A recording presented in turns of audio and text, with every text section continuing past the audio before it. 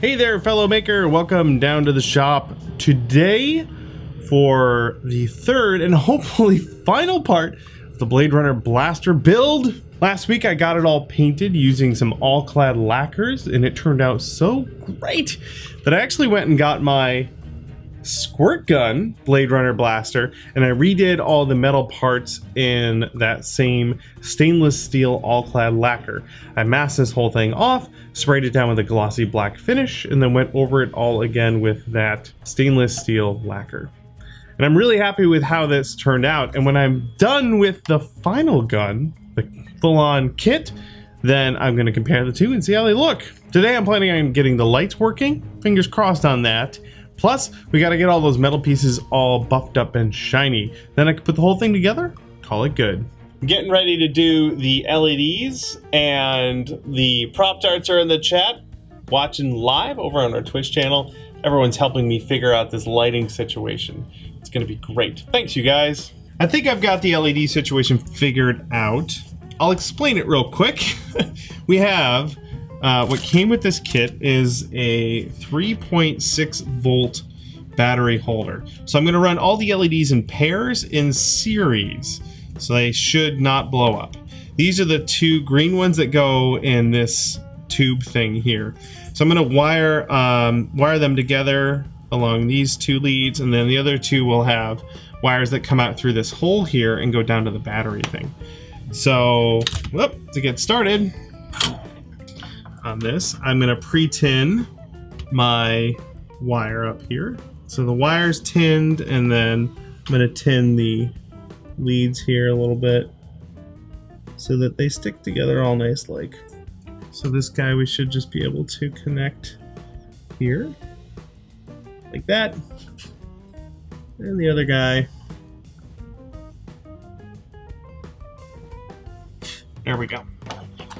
So the kit came with these paired up wires here.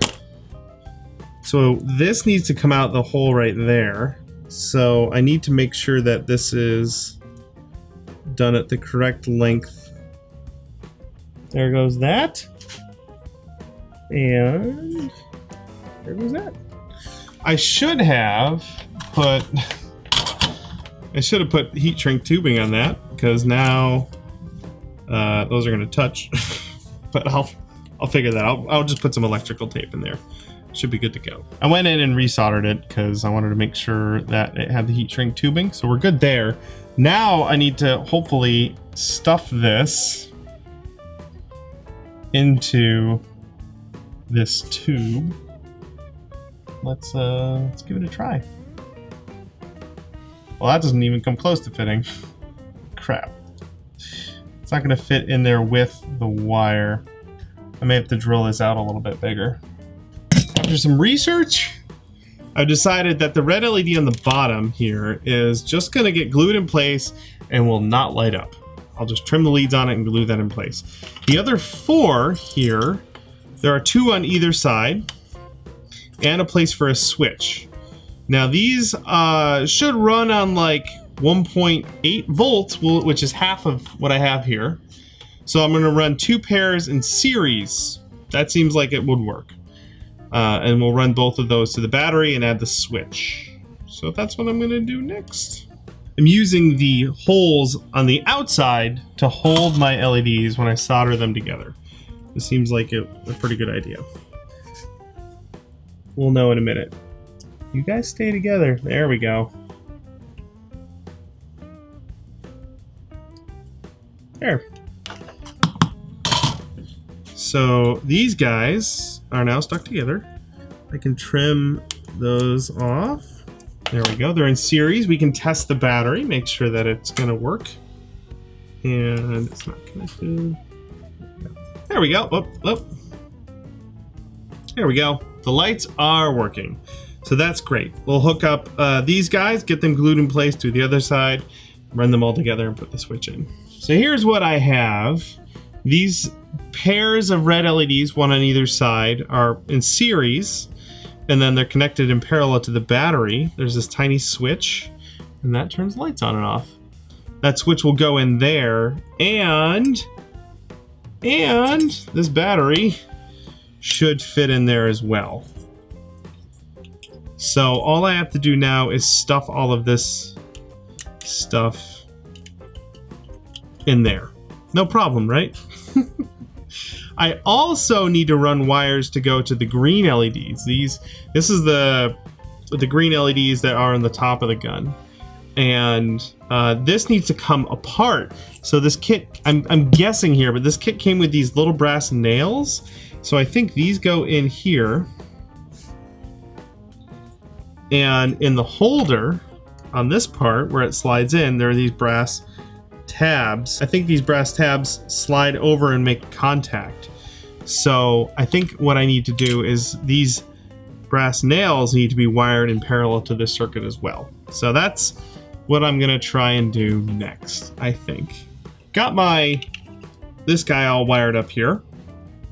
Boop. So those guys work. And then I have these nails on the back that should make a connection with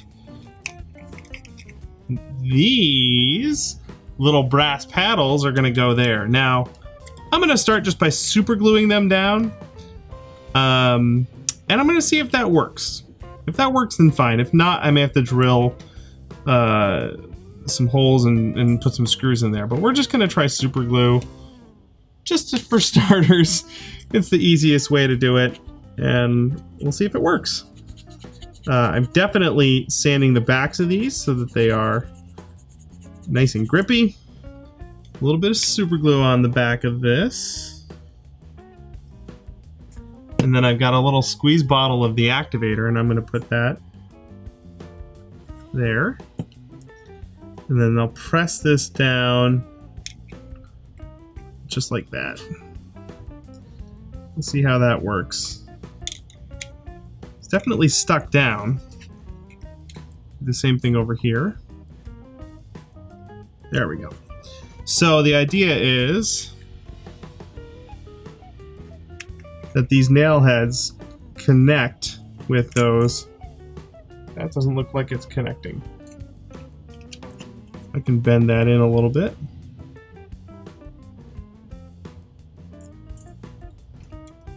There we go. And that's definitely making a connection there. I can test my connection. Oh, there we go.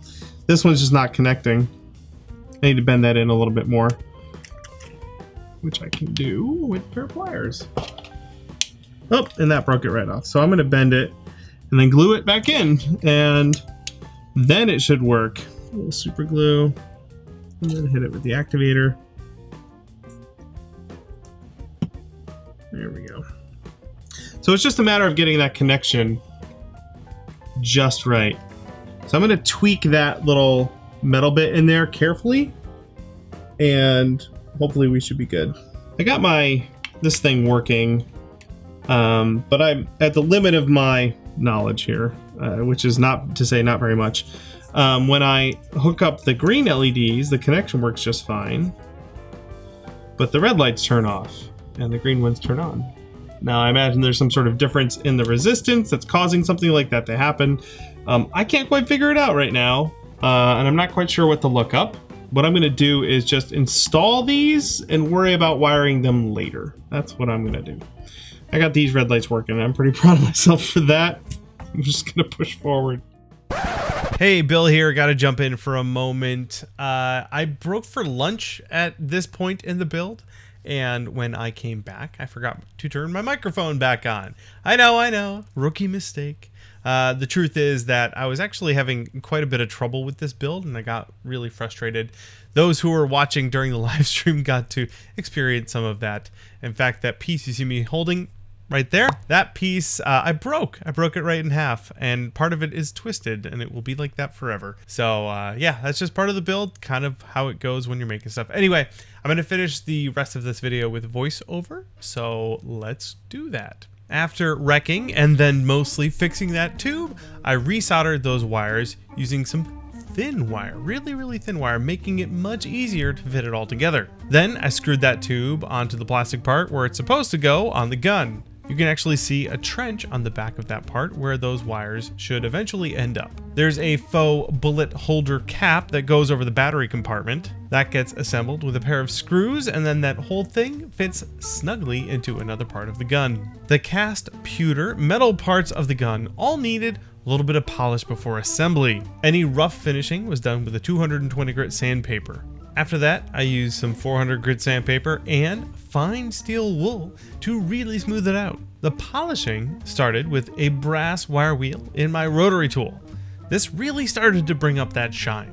Finally, I used some metal polish and a paper towel to add a super reflective shine to that metal surface. What a difference compared to that raw cast metal. Now, these metal parts didn't perfectly match the stainless steel lacquer finish I put on the resin parts, but I'm okay with that. At this point, I was ready to start putting everything together and screwing in all of those bits and bobs. This is probably the 10th time I put this whole thing back together, and I'll tell you, it's a really neat puzzle. Everything has to go together in a certain order. When it does finally fit together, it's a super satisfying weight and feel. There were just a couple more tiny little details that needed to be added. To add them, I drilled holes in the plastic and screwed them into place. At this point, I decided I did not want to weather the gun. I know, gasp, right? You can see a comparison I did with the squirt gun, which did get weathered quite a bit. I used some dust powders to make it look like it'd been kicked around the desert a little bit. But for the kit gun, I decided to keep it looking fairly new. And of course, you can see all of the parts move the way they're supposed to. I did, however, end up with some extra parts for my kit. I'm gonna hang on to these and see if I can figure out where they're supposed to go, but that's a job for future build to worry about. Let's see here. At this point, I'm sure I'm saying something very meaningful about the project, talking about how much fun it was to assemble. Ah, yes, very good. And oh, here we go. Some beauty shots of the finished project. Isn't it pretty? I will leave you with that. Hey, thanks for watching, and sorry about the technical glitch. This really has been a very satisfying build, and I'm sure to tackle another version of this Blade Runner gun in the future. I would really love to get my hands on all of the legitimate parts and make my own from scratch. That's all I've got for you today. Thank you again so much for sharing my shop space with me today. If you want to watch my frustration live, then give our Twitch channel a follow. Thanks again for watching, and I'll see you in the next build. Hey, thanks for watching. If you're new to the channel, please subscribe so you don't miss any of our new weekly prop and costume tutorial videos. For more goodies, head over to our website where you'll find blueprints, tutorial books, articles, and more. We also have a second channel for our Q&A show and extra behind the scenes videos. Thanks again, and happy crafting.